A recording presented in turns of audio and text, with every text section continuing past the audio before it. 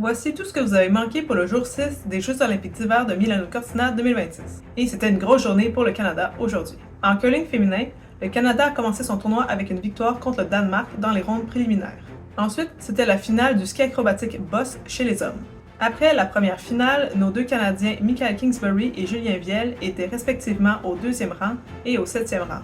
Ensuite, pour la grande finale, Michael Kingsbury a réussi à décrocher la médaille d'argent avec le même score que le numéro 1, Cooper Woods, avec 83,71 points, mais l'Australien était plus vite lors de la descente, c'est pourquoi Michael a décroché seulement la 2e place. Ensuite, en ski de fond individuel 10 km libre chez les femmes, la meilleure de nos 4 Canadiennes était Alison Mackey avec une très bonne 8e position. Ensuite, en hockey féminin, le Canada a gagné 5-0 contre la Finlande et a maintenant une fiche de 3 victoires, 1 défaite, avec un seul match à jouer samedi contre l'Allemagne. Ensuite, c'était la finale du snowboard cross chez les hommes et notre Canadien Elliott Grondin, qui a gagné 2 globes de cristal et qui est le champion du monde en titre, était en action. Il a gagné toutes ses vagues pour se rendre jusqu'en finale et lors de la finale, il a réussi à décrocher la médaille d'argent.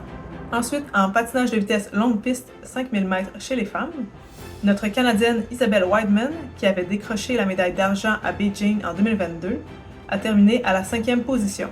Elle a terminé à 4 secondes du top 4 qui se sont disputés le podium à 0,3 secondes entre les 4 concurrentes.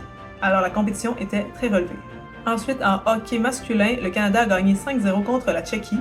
Ensuite, il y avait la finale du snowboard demi-lune chez les femmes. Et notre Canadienne Elizabeth Hoskin n'a pas pu démontrer tout son potentiel car elle n'a pas réussi à atterrir tous ses sauts dans aucune de ses 3 descentes et elle a subi une lourde chute lors de sa dernière descente. Et pour finir, en patinage de vitesse courte piste, il y avait 2 finales aujourd'hui. Premièrement, aux 500 mètres chez les femmes, Courtney Sarro et Kim Boutin ont réussi à se qualifier pour la finale. Et lors de cette finale, Courtney a réussi au tout dernier virage à se placer en 3e position, ce qui lui a permis de remporter la médaille de bronze. Ensuite, aux 1000 mètres chez les hommes, William Danjinu était le seul représentant du Canada en finale.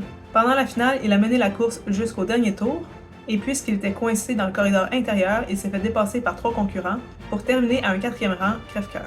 Voilà, c'est tout pour aujourd'hui. À demain!